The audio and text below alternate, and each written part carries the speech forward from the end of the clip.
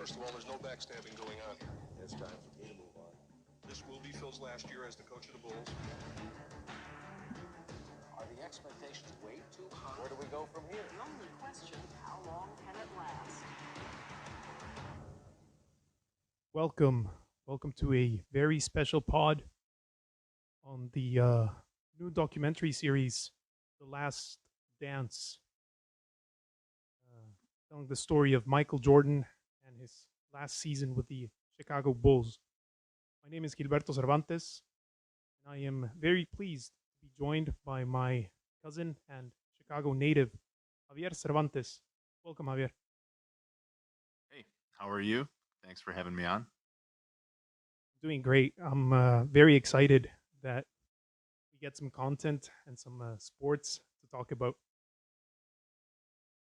Yeah, absolutely. There are only so many books, so many articles, so much TV you can watch without indulging in a little live sport. And this documentary is definitely helping out. Yeah, for sure. I want to get started by going over your personal background a little bit. Can you please tell me the story of where you grew up and how you first got into sports as a kid? Yeah. So as you mentioned, I grew up in suburban Chicago, born and raised here, and still live here, raising my family now. And it just so happened when I'm a 7, 8 year old, Michael Jordan rolls into town, and the league itself was not as big as it is now, and the Bulls definitely were not a phenomenon. And he shows up at a doorstep, and the rest is history, as they say.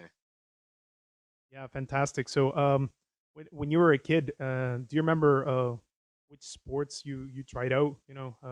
First, or what is it Yeah, you all did? primarily most of the sports that youth around this area played: baseball, football, soccer, and basketball. But it was pretty apparent as soon as Jordan became more and more popular, basketball as a whole did increase in popularity, and the amount of kids and leagues around the area just skyrocketed. Yeah, I understand. Um, Myself, I grew up in Mexico, and I was born in '87, so I'm basically a decade younger than you. And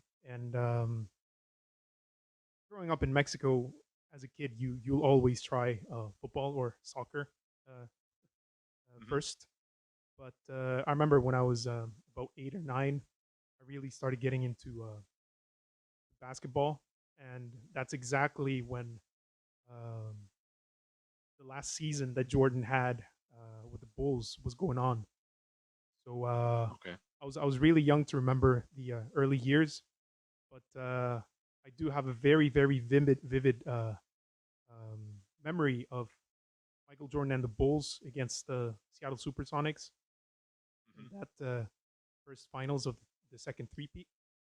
And the other two finals I also remember very well.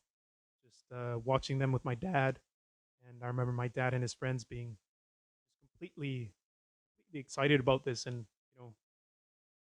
people that weren't basketball fans just really getting into it. So that really goes Yeah, ahead and tells you how transcendent this was. yeah, absolutely. Because Jordan, like your Tiger Woods or the Muhammad Ali, he just captivated everyone's attention. The casual fan, or even the non-basketball fan, knew who he was, and they wanted to be a part of it. So the ratings prove it here nationally, and I know Jordan's reach internationally, and the way he spread the growth of the game of basketball. Correct. So the documentary, particularly in the first episode, really goes Hmm. into the early years of Michael Jordan, growing up as a kid, the importance that his family had in his competitive nature. Then it goes through the high school years, how important it was for him to go through battling to be in the varsity team, and the work that he had to put in. Then it really goes into his college years, the 2 years that he had there. you were probably a little too young to remember the very early career of Michael Jordan, but do you have a particular first memory of Michael Jordan? I think my first memory would be knowing that his presence on the Olympic team and people getting excited knowing that, hey, and he was on the Olympic team right before he started his first season in Chicago. So people knowing that, wow, we have this amazing player coming to town, and there was excitement in the air.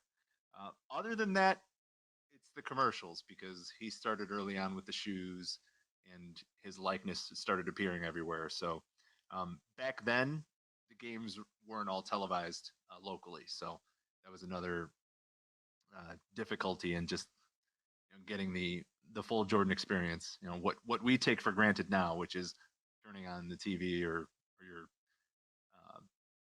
iPad and just pulling up a game anytime you want. That obviously wasn't available. Yeah, correct. Now that you were talking about commercials, you really reminded me of the time when I was between 7 and 10 years old in the '90s. Um, both himself and Michael Jackson were just these two bigger than life superstars. And I remember that in Mexico, even stands that were selling magazines or just food in the street or whatever, they would have one of their faces just for no reason, just because they were so famous and people were attracted to them. So it was kind of like their way of marketing themselves. And I also Yeah. remember them being not only in commercials on TV, but also in a lot of hardware, promos with Pepsi or Gatorade or other brands. It was Oh yeah. really, really special. Like maybe we didn't have social media, but their presence was felt. Without a doubt. Yeah, correct. So, the documentary shows that in his rookie season, Michael Jordan didn't really come to the kind of team that was um, a contender, not by No, they any were awful. means. Correct. So, one of the things that really stood out to me, I kind of knew that the Bulls sucked before he came, but I didn't really know. I didn't really know that already in his rookie season. After the documentary, they mentioned after a couple weeks. I doubt that, but they mentioned that very early on in his rookie season, the rest of the team acknowledged that that was his team. Uh, Perhaps you don't remember this like as it happened, but for sure you've discussed this afterwards. What is your opinion on that? Yeah, there's no doubt. I mean, he came to a team with very little talent and quickly assumed the role of leadership, both on off the court and in this on the stat sheet. There's no comparison, and he came in and right away it was Michael's team, and they touch upon it on the documentary. Back in that day, teams were looking for a big man, a center, and to build around a two guard was just unheard of at the time. So um, for him to come in and establish himself was really unheard of at the time, and it's neat to see some of those highlights. I'm sure you'd agree. Just although the body type of a lot of those players is different, you could just tell the type of athlete he is and how quick he was, the explosiveness. It's a delight to see some of these things now, even though they've had footage throughout the years. But some of this stuff is new. Yeah, it's fantastic, and I think there's a very special feeling of looking at a video of a lower quality that clearly looks old with someone Hmm. that's just extremely athletic and so fast. It's Yes. really, really special. So in the documentary, the documentary jumps back and forth a little bit, but in this case, it's in the second episode. They show what became to be known as his uh, coming out party in his second year, the series that he had in the first round of the playoffs against the Celtics. Can you tell us a little bit about your experience with this? If you remember anything of that happening in the moment and how legendary this became in Chicago in the following years?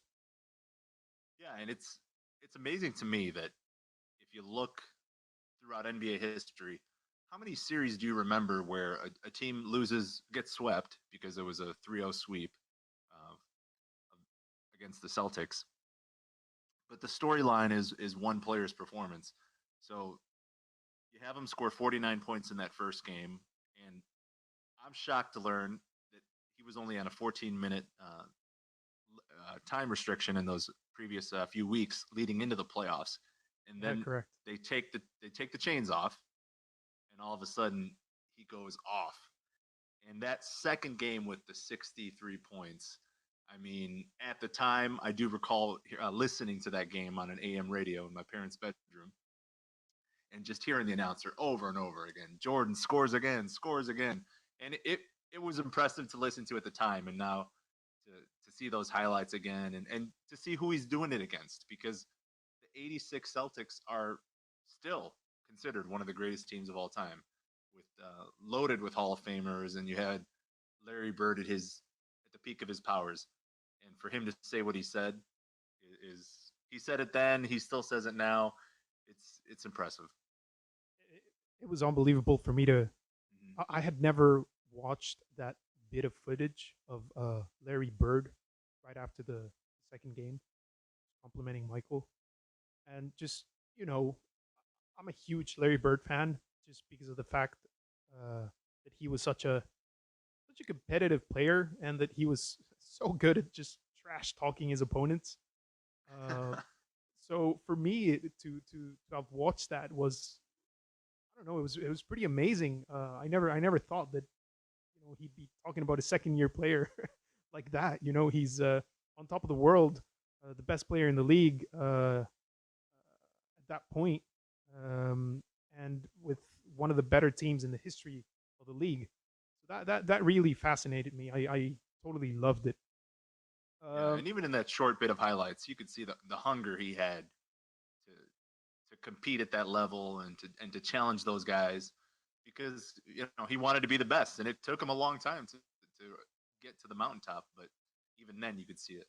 yeah, I think before I watched the documentary, I knew that I knew about that series and I'd watched a lot of footage on it, but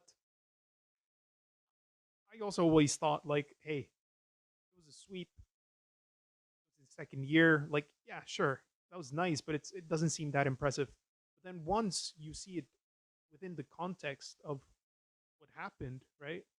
The Hmm. fact that he came into a team with cokeheads, and the fact that the front office in his second year when he got injured was basically, you know, trying to not win too much and really take care of Hmm. him, and him just refusing, right? Just this sheer will to win at all costs. Uh, that was really good for me personally, just to put things in a context, and it gave me another perspective on it. It was fantastic. Yeah, and if you look at it, 1986, they were looking to tank, so Yeah, it's not so new. yeah, correct. Yeah, yeah. We tend to think that it's some sort of a innovative strategy, but it isn't. Yeah. So the documentary in the second episode um, talks a lot about Scottie Pippen, and I thought it was great to watch. So I wanted to start with just for your first memory of Scottie Pippen. I feel like by this point you were a little bit older.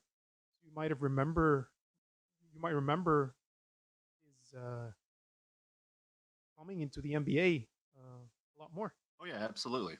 Um, his they show it there in the documentary. Uh, Bulls draft this kid out of nowhere, and he truly was out of nowhere. I don't. All I recall seeing was a tall, skinny, athletic kid, and that's what he was. And it took him a few years to become a complete player. And I'm certain that practicing on a daily basis, having to defend and go up against Jordan, accelerated his growth as a player. Yeah, for sure. I believe Jordan was a master at just pushing people, and of course, I mean, you had to be the kind of player that was able to take it. That's a lot of credit Yeah. to Scotty. In my case, I mean, I remember Scotty from the second three-peat, but to be honest, like especially in Mexico, like the difference between Scotty and Jordan was so big that I don't believe we truly appreciated his greatness at the moment, at least. Um, so I do remember him very well, and Rotman as well. But it was basically Michael and Michael's team, and it was his Yeah, figure, and I his can understand persona that. that everything revolved Yeah, around. Yeah, and having watched Pippen's entire career from my perspective, uh, I always appreciated the fact that when Jordan retired after '93, Pippen took over and he kept that team together. He was the glue of that team. They won 55 games or so that next season, and just think about that. They lose Jordan. They lose maybe 5 or 6 games total in the standings the following season. They're highly competitive. They lose a 7 game series to the eventual runner up in a hotly contested series that could have gone either way. And Jordan was, or I'm sorry, Pippen was a top three MVP candidate. He had an well, yeah, amazing stat line that season. He was a monster. So you've got this guy who ran alongside Michael for those first 3 championships, came into his own, and then the brakes pumped a little bit because that second season without Jordan, they did struggle, and they had also lost Grant, and then there were some other things involved there. But I mean, once that second three-peat came, uh, it's of my opinion that first three-peat team was a team that grew together, had young, great athletes, and then that second three-peat team is more of a modern super team. You had Jordan, Pippen, Rodman, all stars. The only difference here in what I see is that Jordan and Pippen, they had the history together. They had played together for so many years, and now they were joining forces again and adding Crazy Dennis. yeah, yeah. I'm sure we'll hear a little bit more about Dennis so in future episodes. So I'm excited about that. But keeping it with Scotty, the documentary shows Michael acknowledging that he appreciates Scotty a lot, particularly because he never won without him, and I feel like that's Yeah. the ultimate compliment. That was amazing to hear. Um, the last thing that the documentary shows on Pippin is basically his resentment with the organization and the whole deal with his 7 year contract. He himself mentions that when he first signed that deal, there were a lot of people that told him that that was perhaps a little too long, considering where things were going. But he himself thought that he couldn't afford to get an injury or something, and then not being Yeah, and able to early on in support his his family. career, sorry to interrupt, he had some back issues, so I think that's what led him to do that long term deal. Correct. I mean, just to put into perspective, 7 years in today's NBA sounds insane, but It were does. were were 7 years a little bit more common back then? Some longer deals. I mean, going all the way back to I want to say Magic Johnson when he was in his first couple of years, he signed a 10-year deal, Oh God. which was later renegotiated, and that's a big point to talk about as well, which is that the Bulls owner is notorious for never renegotiating a deal with a player. So he has no wiggle room with that. Yeah, I understand. I mean, uh, in the documentary, they almost make it seem like Scotty only got started to get mad at this situation on his very last year, but I doubt that. I feel like most likely there was already some resentment on the third or fourth year. What can you tell us about that?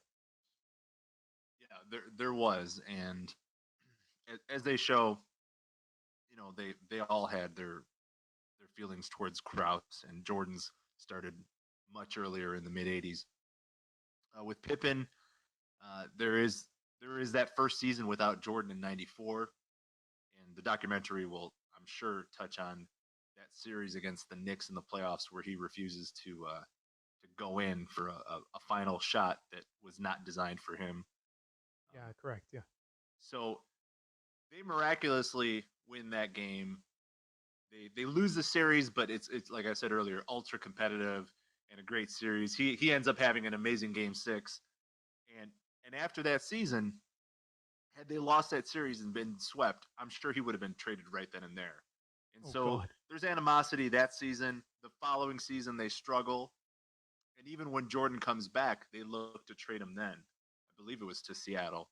So for years, looking from '94 on, Pippen's name is involved in trade talks. And Kraus, they touched on it in episodes 1 and 2.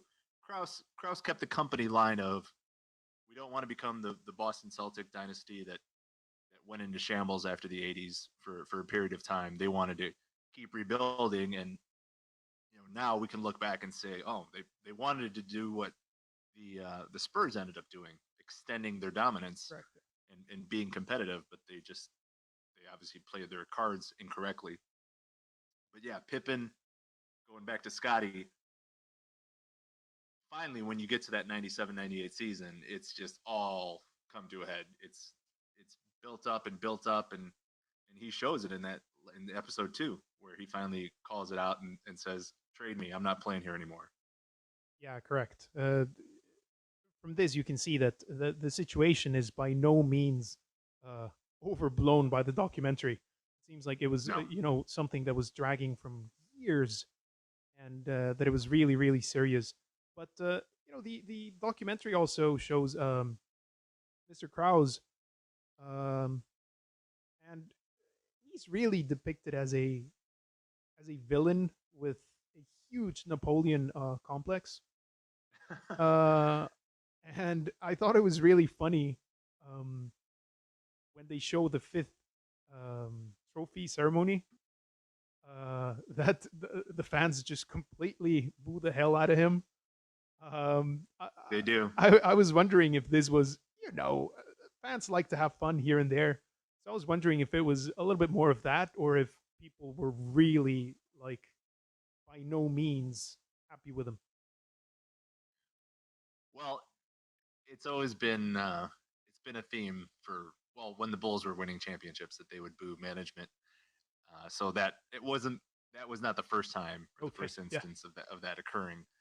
But I mean, they do depict they being the documentary people, they do a great job of just showing Krause as the villain. I mean, he has a poor relationship with the media. He doesn't have a way with words, and so he's just always built himself up.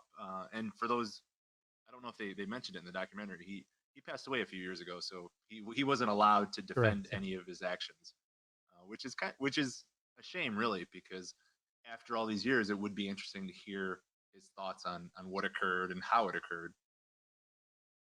Yes, that would have been fantastic. Unfortunately, like you said, he passed away. But I don't think a person like himself would have been able to survive in an environment like we have today, with so Oh, much more absolutely not. attention and social media and just constant interviews. He already struggled like back then, so that seems like a long shot. Yeah, I mean, anytime he was interviewed, he would stumble around, mumbling words, and he would give, which at times to his detriment, he would give direct responses to questions that more skilled managers at this day and age just dance around a question. But he would actually give an answer. Yes, we tried to trade Scotty, but it didn't end up happening. You don't really you don't really answer those questions that way nowadays. Yeah, I mean, And yeah, and his poor not I'm sorry his decisions were criticized for years. He traded away one of Jordan's favorite teammates, Oakley. Jordan obviously probably resented him for that. The player they got in the return was actually Cartwright, a great player for that first three-peat run. He fired the coach he fired prior to Phil Jackson. Doug Collins was extremely popular with both the players and with the fans. So there was a large portion of the fandom that disrespected him for that and felt that Collins should have never been let go. obviously, years later, we see what Jackson did. So, again, Kraus made a lot of controversial decisions, but if you look back, he was good at what he did. He just didn't know how to interact with people, which led to what we're seeing now. Yeah, correct. So, just to put it into context, we have all of these years of animosity uh, going into this last season, and then not only that, but Pippen has an injury, and he decides just out of resentment, and he mentions himself that he was not going to ruin his summer for an organization that clearly didn't value him. They come into the season without Scotty, and they struggle early. But a team like this, you as a fan and people in Chicago, even with all of these things going on, were you still confident in being able to go for the three-peat? Definitely concerned, but not confident. Or I'm sorry, there was zero fear that they wouldn't come out of the East. The East Okay. was not as strong as it was in the early '90s. There was concern with the Jazz, who put up a fight the year before, and the Rockets were strong. There were several strong teams in the West. That was the bigger concern. We find out later, Indiana was a major concern because that series is an amazing series, which I'm sure we'll hear more of down the road in the series. Yeah, you were concerned, but it was probably the best comparison in like modern times would be sort of like the Belichick Brady era of Boston fans just kind of being concerned here and there, but still like deep down knowing that their players and coaches would come through. I feel like that's more or less the feeling you had, right? Oh yeah, there's little doubt there. I mean, the expectation was to compete for the championship and be in that final round. So even with the injury to Pippen and the slow start and all the rumors swirling around the team, ultimately there was a little fear that they would be there at the end. Okay, yeah, I understand. It's amazing that you mentioned the Eastern Conference Finals of that year, because that's perhaps, if not my favorite moment, just the Jordan era with the Bulls, at least top three. It was a game in which the whole team, but he himself, he struggled like crazy. But they just focus on defense and on getting boards, and they somehow pulled it off. It was amazing. And that post game press conference, it's just amazing. So I'm really, really, really looking forward to it. I'm sure the documentary still has a lot of things to surprise us, and I'm looking forward to it. Thank you so much for doing this, and I hope we do it again for the upcoming episodes. You got it anytime. All right, thank you. Take care. All right.